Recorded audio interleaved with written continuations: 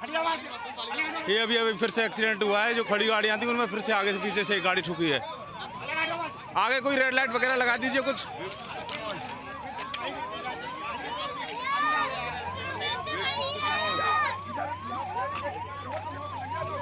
लगाओ सब लेके संग, बैरिकेड लगाए सब लेके संग, गाड़ी बाहर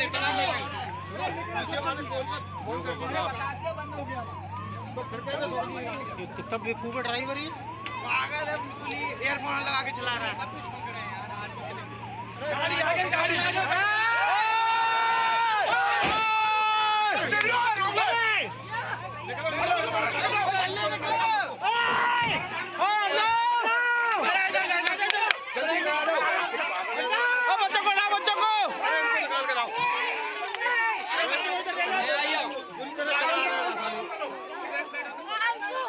पीछे से गाड़ियां रोकनी चाहिए ना इनको।